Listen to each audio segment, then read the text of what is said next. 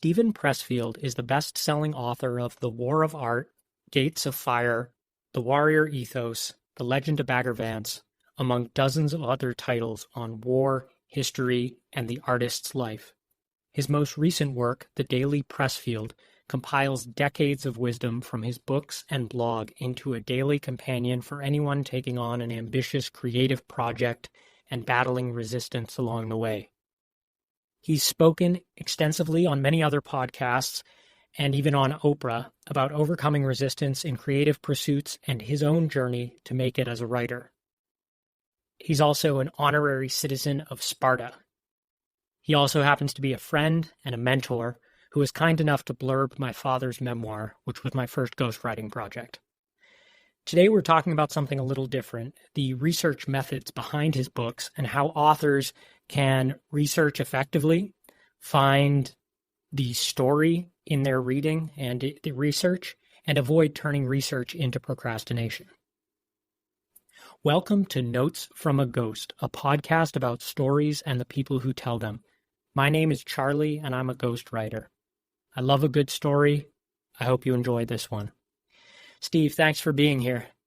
Hey, my pleasure, Charlie. It's great to be with you. Before we press record, I was asking you a little bit about Spartan citizenship. How does that work?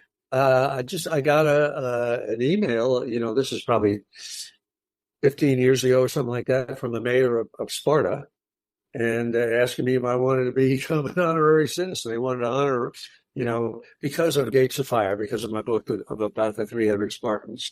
And so they invited me over to Sparta and had a little ceremony, and it was really great.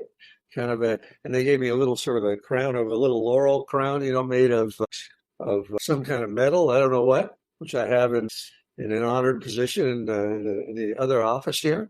And so I think it's the only actual honor I've ever gotten, but it was a great one to have. Yeah, I think that there's something slightly cooler about that than a honorary degree or something. So if Trump gets elected, I'll be moving to Sparta. You hold the line. Yeah. Now you and I both do this weird thing in drafting, and I thought I was the only one, but it's having like a code name for every project. Have you always done that? I have. It's like the gist of it is that if I'm starting a new book and I'm opening, the file in my computer, I won't give it the name of the actual book. I'll give it a code name. And the reason I do that is because I don't want the devil to find out what I'm working on, so that he'll jump in and screw it up. So I keep it a secret. Now, you do this with kayaking. How does that work, Charlie? Yeah, it's funny. I do that with expeditions as well, with projects. Again, maybe it's not the devil, but Poseidon. I want him to have mercy on and grant me the weather I need. And I do it with writing projects too, I think for similar reasons. There's also something kind of grandiose and fun about it. It's like I'm going on this mission of one, and it is fun. Yeah. There's a memo out there somewhere where it's like Winston Churchill's advice on how to come up with code names for operations.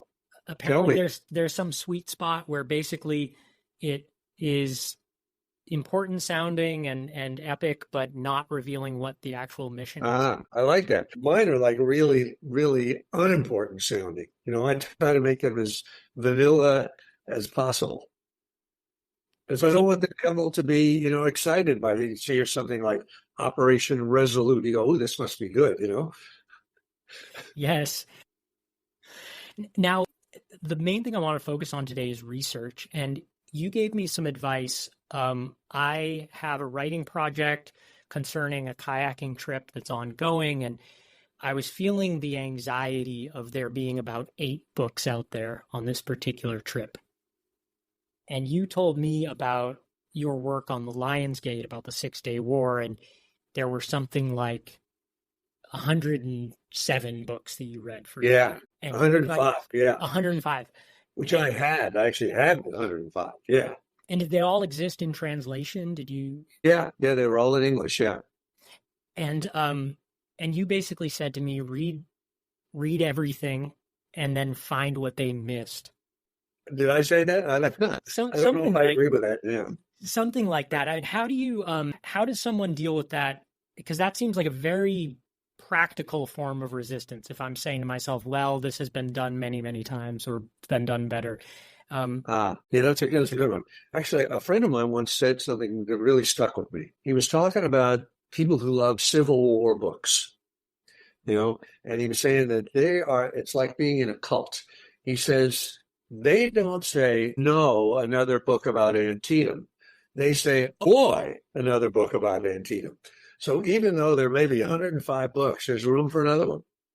And of those 105 books, everyone was different. Everyone was coming at it from a different angle, and the bookshelf is kind of unlimited. There's always room for another one that is coming from your particular sensibility, whatever that may be.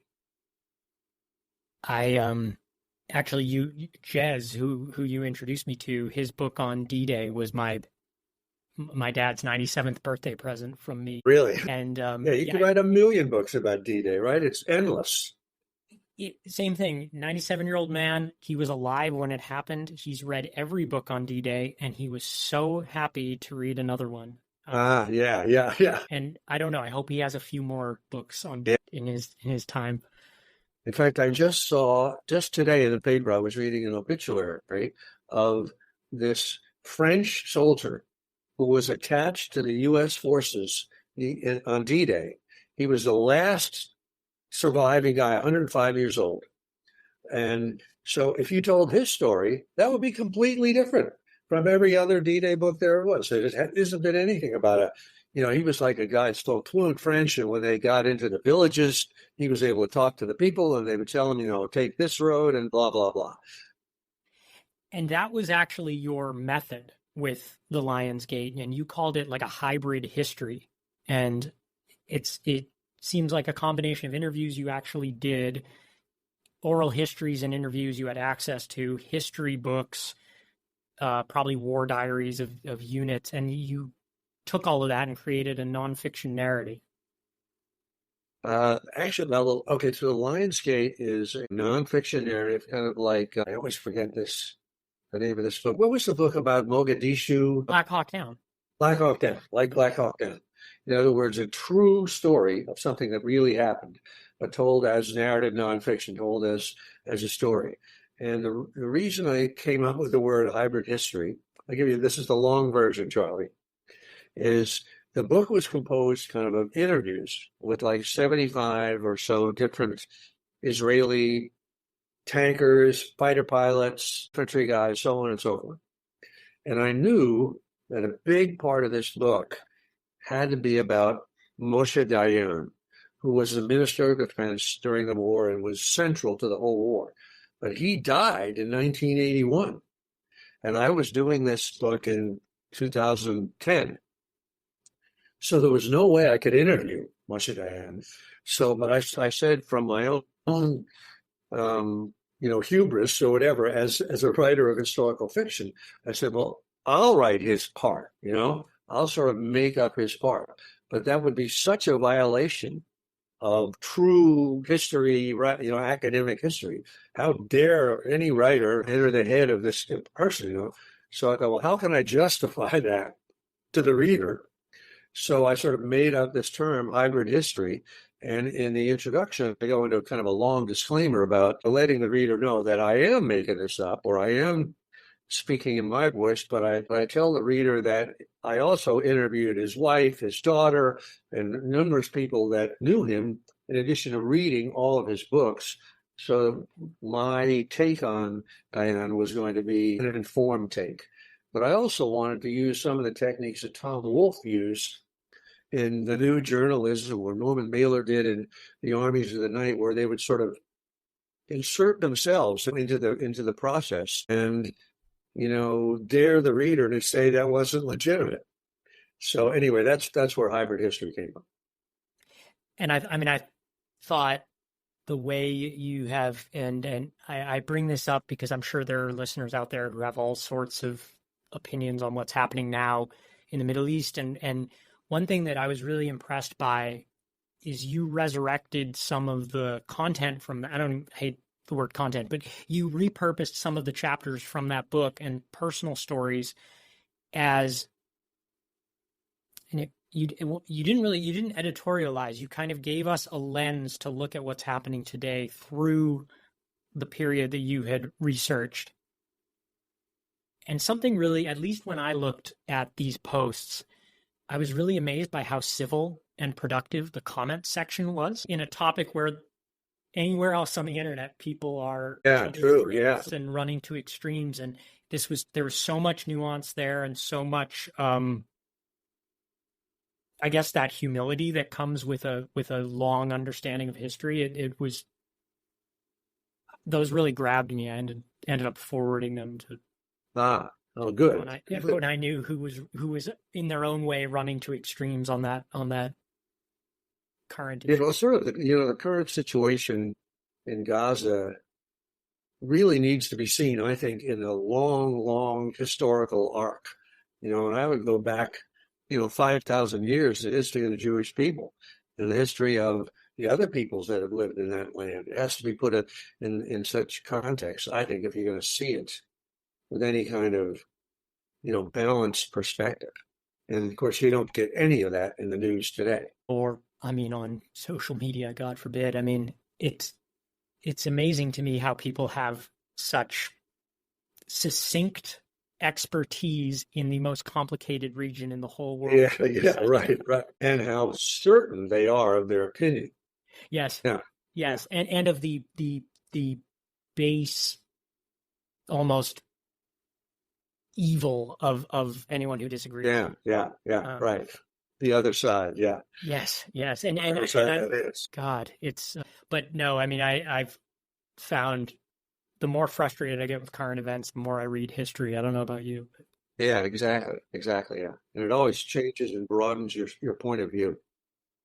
And speaking of point of view, to that point about having all these different perspectives in a narrative, you also in your intro speak about the Rashomon effect and the way, if we read carefully, we might have very different accounts of the exact same incident by three different people who were there. And I think as in nonfiction, we can get so hung up on objectivity and we forget that the reader is pretty smart and can oftentimes interpret subjectivity.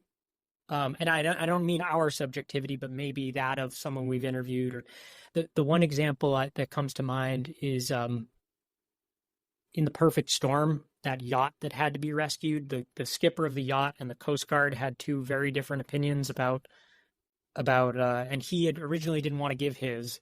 And then when the book was a bestseller, he's felt as though he had been slandered by the Coast Guard's account. And so in the paperback, Sebastian Junger gives you both accounts and you can figure out for yourself whether the guy needed to be rescued or not. There's I don't know, I just find that fascinating when you are compiling different points of view and leaving room for they conflict. And it's even when they don't conflict, it's really sort of interesting to have, say a dog fight that happened, over, a Syrian airbase or something like that. And you hear it from three different sides. And, it really, it gives you a great perspective. You really feel like, oh, now I understand what was really going on. There was a combat situation in my dad's book. I was very careful to try to get as much verification as I could about anything anyone was saying that happened where bullets were flying. And it was by talking to other guys who were there that I learned that my dad played a role that was a lot more central than because he kind of downplayed it and he sort of made them the heroes. Yeah, that's a whole other factor where things are, we usually think history is going to be distorted because somebody's going to be blowing their own horn. But a lot of times, like your dad, it's the opposite, where somebody's really is a central heroic figure, but they don't want to say that because it's immodest and it downplays the heroism of somebody else, So they downplay themselves, and then we're not really getting a true picture. So that's great when you get it from two or three different angles, and they say, "Oh yeah, Charlie Daly, he was the guy that saved the day." Yeah. Never. I mean, your dad. Yeah, Chuck. Yeah, yeah. Um, yeah. So the other element of Lionsgate, and then I want to move on and talk about some books that go way farther back where there are no living sources. But you also basically moved over there for a little while for research. And how long were you there for? I think 9 weeks. Yeah, 9 weeks in 2 trips. And um, what did you learn from engaging in a that experiential travel side of research that you really just couldn't have from your desk or your library in LA? Yeah, it was really everything, Charlie, because like that was a war. The Six-Day War happened in 1967. So there were many people, even 10 years ago when I did it, that were still alive that fought in the war. And not only were they weren't doddering old folks or anything, they were still really active. You know, people who remembered what was going on or had a stake in what was going on. And so it was, indispensable to talk to people. That was really replaced. I don't think there really were very many books that you could have read. But also for me, my point of view, what I wanted to get out of this was what it felt like to be the person, the pilot in the airplane, the guy in the tank, the wife of the pilot, that kind of thing. And so it had to be real first person interviews. And of course, in terms of making an impression on you, the person that's doing the research, I mean, that really sinks in really deep because, it's a human being you're sitting with for hours. I mean, one guy, Yossi Ben Hanan, I spent like 4 days with him in Paris, and I spent another like 3 days with him in Israel. And then I met with him again in the States. So you really get to know somebody over that period. And for listeners at home, and there are some, I know we're talking about battles and guy stuff, but there are some great women in your books. I think of Diane's daughter, and you mentioned, the what does the wife of the fighter pilot think? Well, he's up in the air, and then there's that line, and you've written about it in your I think it was in the Warrior Archetype series when you were talking about the women of Sparta Yeah. as the basis for how the 300 were selected and how that one passage transformed the readership of that book. Yeah. Do you want me to tell that story, Charlie? Yeah, by all means, yes. Okay. I had the manuscript that became Gates of Fire had been bought by Doubleday New York when we had editors. It was going through its editing, and I had two editors. And of course, it was largely a male story. It was about the warriors and so on and so forth. But there were some female characters in there as well. And I had two women editors, Nina Toplib, and I'm blanking on the other lady's name at the moment. And they called me in and they said, "We love these female characters. We got to have another big scene, another big female scene here." And so I immediately rejected that and I said, no way I'm going to do that. It's working fine. Anyway, a couple of weeks went by and this idea for a scene kind of popped into my head. And I wrote it, that's the muse coming in. And without going into what that scene was, it turned out, because that'll take another 10 minutes, it turned out that scene is the one in the book that gets more comments and more people respond to that than any other scene in the book. So thanks to my female editors, it forced me to put that in. I love it, and it's a great scene. Well, we could go down a total rabbit hole. Yeah, rabbit hole there. Yeah, fire, but to that, I want to talk about those books on the research side.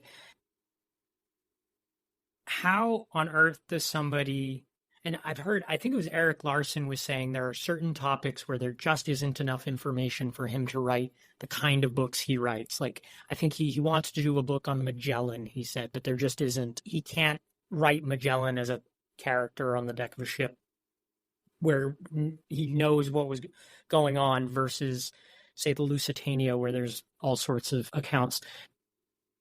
How do you go and how do you immerse yourself in the past to the point where you can write convincingly, either in the first person or close third person, as you do in Gates of Fire and a Man at Arms. And especially with the Spartans, you're dealing with a culture that doesn't have a written history. What does the research look like there? That's a great question, Charlie. I mean, I think you could write a fictional piece about Magellan, in which you would just, the writer, you would just imagine, you would do as much research as you possibly could about parallel voyages and other explorers like him and whatever you could get about his real life. And then, that's why they call it fiction. The writer uses the imagination and enters into that world and just sort of creates that world. Mary Renault created various books about Alexander the Great. And what did she know about fighting, in the year 330 BC? But or other stuff, Alexander's sex life, the Persian boy. She just completely invented that out of whole cloth, at least pretty much. I mean, there's like a few lines about this one supposed lover that Alexander had. But I think, in a way, as long as the book is being presented to the reader as fiction, as historical fiction, then you got a lot of license, right? The reader's not going to say, oh, this is bullshit. There's no way you can know what Longstreet said that General Lee or whatever it is, Of course there's no way you can know. But it's valid to use the writer's imagination to enter into that world. And if the writer is immersed enough in it, like say Gettysburg, knows exactly where Little Round Top is and knows, has read 1,000 letters that people wrote, then it's legitimate for a writer or, a poet, a songwriter, anybody to enter via the imagination. And the reader knows this is not history. This is the best guess at history. And it's unique to this particular writer and this writer's sensibilities. And the reader makes adjustments for that. The one thing, let me go back to the Spartans just for 1 second, Charlie. Because we know practically nothing about it, there's only about 48 words that were actually written by a Spartan that we have left. So every other source is secondary that we could find out about what ancient Sparta was, because the Spartans were so secretive. They didn't want anybody to know what they were thinking, what they were doing. So the writer of fiction in there has license, I think, to just make it up. I'll give you, I'm blather on a little bit too long, Charlie, but I'll do it. Blather by all means. Like the way the ancient Spartans fought around the time of Thermopylae, anyway, was in a phalanx that was shield to shield across the front, shields overlapping, 8 men deep, and the front line fought with 8-foot spears that they struck with overhand over the top of the, So there's nobody alive today that ever fought in any of those battles. And there's no real descriptions, even in the ancient world, like a first-person description of a little bit here, a little bit there, but not very much. So when I was trying to figure out how did this work, what was it like, I had a friend named Tim Armstrong, who was what they call a hopalologist, who studied edged weapons fighting, and he had studied, the Japanese swords and blah, blah, blah. And he lived in Sedona, Arizona. And I went to visit him for a couple of days. And we just sort of hung out and we kind of tried to imagine what this was like. And he was invaluable in coming up with certain insights. But then the rest of it, you just have to sort of, for me at least, use your imagination. And I'll give you an example. Now I'm going too deep here, Charlie, but I have all the time for hopalology. Let's do it. Here's one thing in naval warfare, ancient Athens, so on and so forth, were triremes were the warship, right? A triple-banked, very light ship with a ram and a crew of about 200.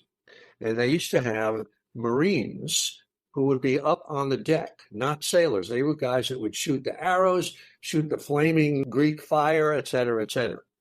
So when I'm watching the movie Das Boot, you ever see that one? In that, when they would go, dive, dive, dive, the crew who were not on duty would all run up to the bow of the ship to add their weight to make the bow dive, faster. And when I watched it, I'd never read that or seen that anywhere. I thought, wow, that's really amazing. And it seemed completely true. I go, wow, I never would have thought of that. So in describing trireme battles in the water in ancient Greece, I figured when a trireme was gonna ram another one, all the Marines who were on the top deck, I'd say I had them running forward to the prow of the ship, to add their weight to sink the ram. And I have no idea if that's true or not, but on the page, as you're reading it, you go, wow, that really sounds believable. But I completely pulled it out of my ass. And again, I have no idea if there's any truth to it, but it just seemed to make sense. And that makes a lot of sense to me. I mean, you would want that ram to be below the waterline.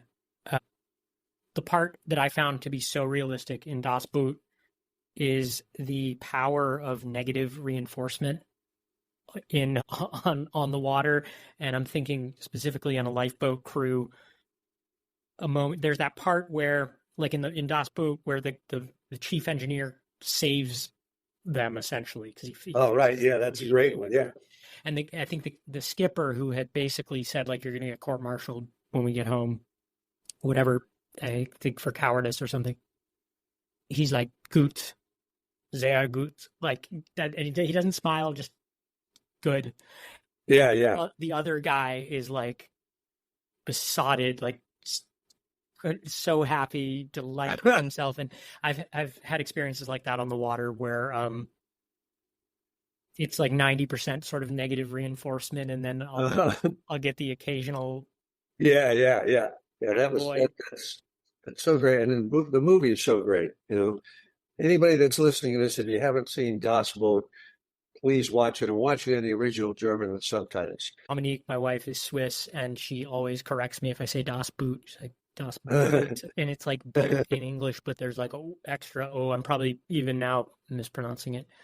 Now, obviously, your other genre and you've even commented on how you don't always have a lot of overlap in readership between your historical novels and then your books that, I mean, they're kind of in a genre of their own, I guess, along with some of the other stuff that's out there on writing and procrastination and writer's block. But you write about the artist's journey, for lack of a better term. I mean, one of your books is called that, and about how to get the work done. And I wonder how the research ties into a very specific tool that you give writers, and that is the fool's cap method. This simple, how to just outline in 3 acts. For those who don't know, check out Steve's blog post on this. And I think you have some videos too, and maybe even a series about how to do it. Yeah, I do. Yeah. But I'm wondering how the research informs that 3-act structure. Does the research follow the structure, or does the structure emerge from the research? Is it both? I have a friend, Randy Wallace, who wrote Braveheart. And if you watch Braveheart, you say to yourself, boy, is that research? Boy, is that realistic? It's, old Scotland, all of everything, And I asked Randy how he does research, and he said, I do as little as possible.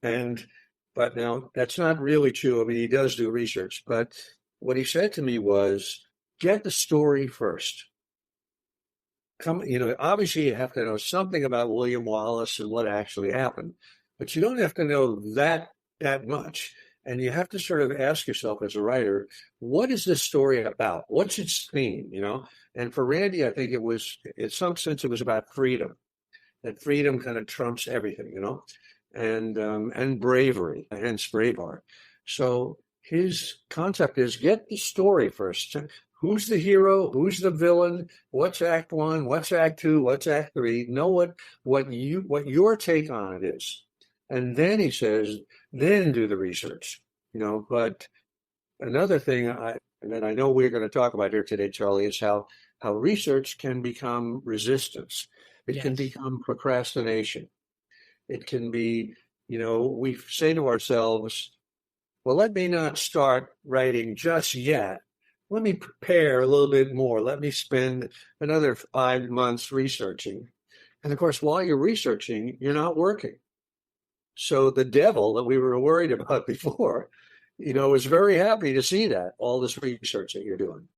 So you have to, I think it's a tricky balancing act with research. You want to do enough, but not so much that you stop actually doing the work. In fact, I'll tell you a quick story about writing The Lion's Gate. When I got back from Israel, from my 9 weeks in Israel, I had, I don't know, 400 hours of tape, audio tape.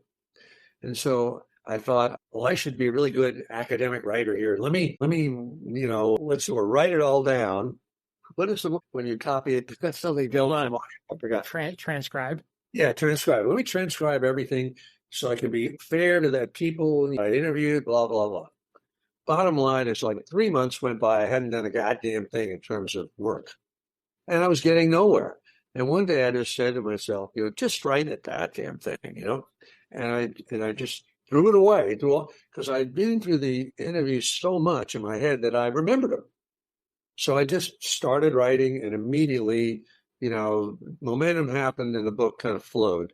So that was where research really became resistance, became procrastination.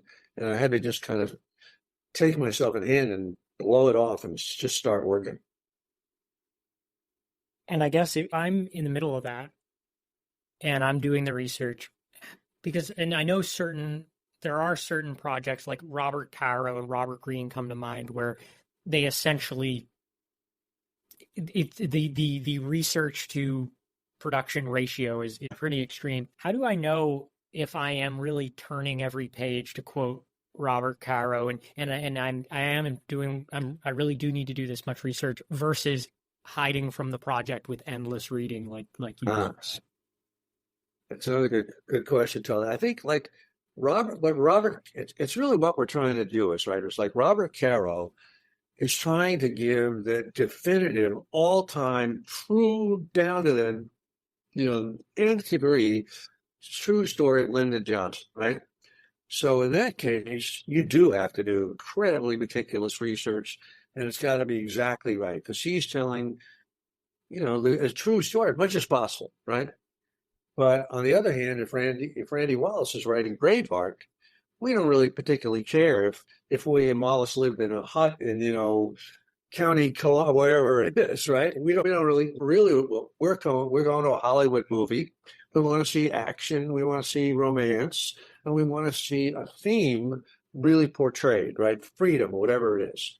So those are two different things. And Robert Caro, like, turn every page meant if you are Robert Caro and you got this tome from the Library of Congress that said thick about Lyndon Johnson, is it legitimate to skip through it and skim?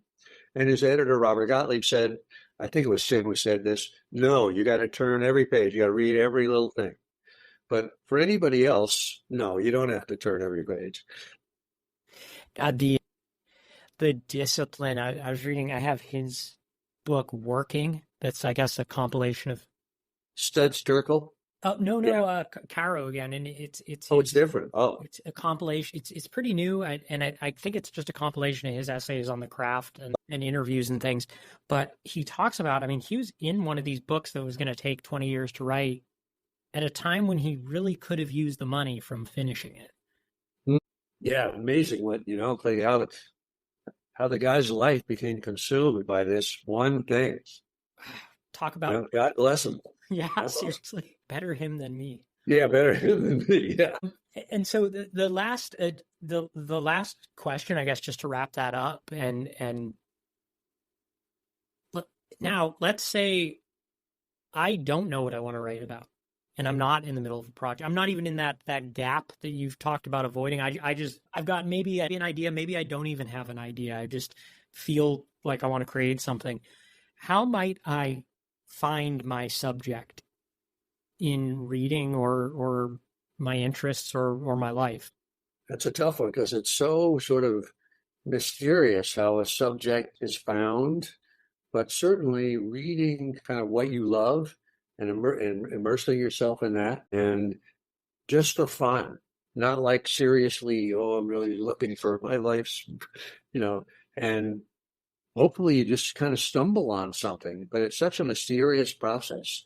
Like for me, the idea for Gates of Fire I think I told you the story already, Charlie. I was reading Herodotus just for fun. Herodotus, the Histories, which is really sort of the story of the wars between the Persians and the Greeks back in the day, right? In the first Persian War and the second Persian War and blah, blah, blah.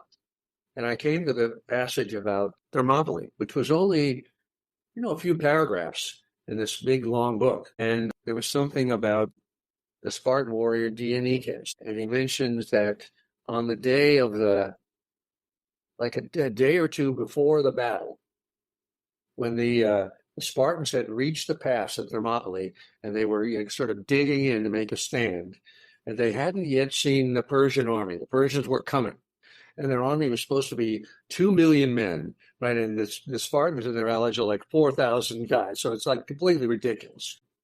Finally, this native from the town came hurrying into the Spartan lines, and he had seen the Persians, and he was like beside himself with terror. And he said that their archers, the Persian archers, were so numerous that when they fired their volleys, the mass of arrows blocked out the sun. And so this one Spartan, Dionysius, said, good, then we'll have our battle in the shade. When I read that, I just thought, now that is a cool guy, right? That is a guy that, you can totally, that's like a Marine in the Korean War. That's like one of your dad's guys or your dad himself would say that.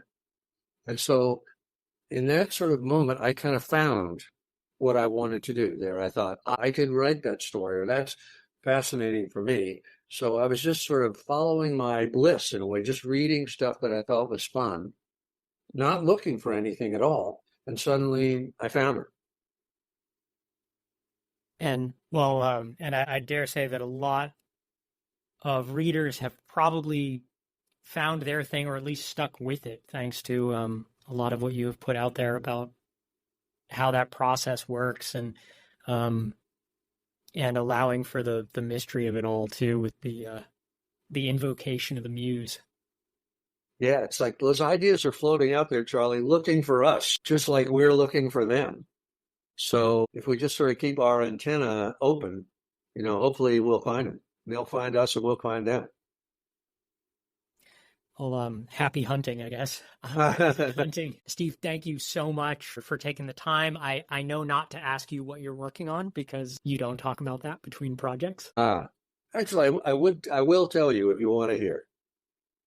I have a record. So nobody else could steal us that. Oh, I really did like this thing you had the other day. And I haven't been on Instagram a lot lately, so I'm not sure if you followed it up. But it was a story where the whole point of the story was that there was no point. I think it was the cigarettes in your whole. Oh, right. Oh, yeah. Yeah. I thought that was really fun because like everything is supposed to kind of have a tight takeaway or life lesson. Yeah, this was sort of my girlfriend Diana, who she just told me, some of these stories that you tell have no meaning whatsoever.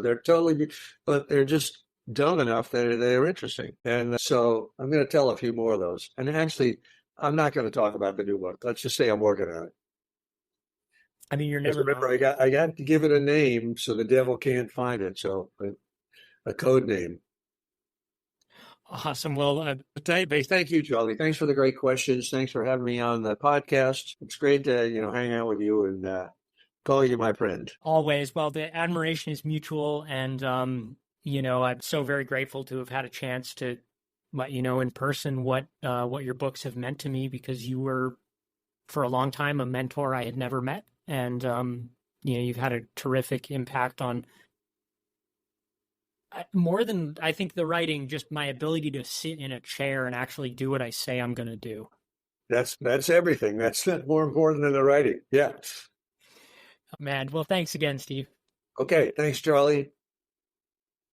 If you have an epic story, I'd love to hear it. You can find me at dailyprose.com or on LinkedIn. My links and Steve's are in the show notes. Thanks for listening. If you're watching at home on the video version of this podcast, which is something new that I'm trying, I wanted to show you the book that Steve and I were talking about. This is his latest, The Daily Pressfield. And besides being full of all sorts of great advice, it is a gorgeous object with really cool illustrations by Victor, his collaborator on this project.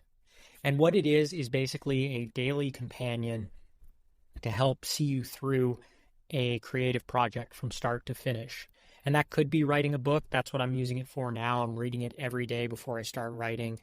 But it could also be starting a business or really anything that requires commitment of heart and facing that old foe, resistance, that Steve writes about in his books. And it's each entry is basically, it's one day at a time, and it tracks the structure of a creative project with a beginning, a middle, and an end, with advice that's kind of tailored for the stage of the project you find yourself in. And it includes excerpts from all his writing, including his blog and his fiction, along with little reflections and advice for this book. And it's something I've gifted to a lot of friends this year. If you buy it from Steve's website, he, I believe, still has some signed editions available. I was lucky enough to get one of the special package deals when it first came out, which was a signed first edition, along with all sorts of extras, including some cards with the more hand drawings on them, like postcards, and it came with a journal and a few other things. So check it out. If you go to his website, which is in the show notes, it's the first thing that comes up.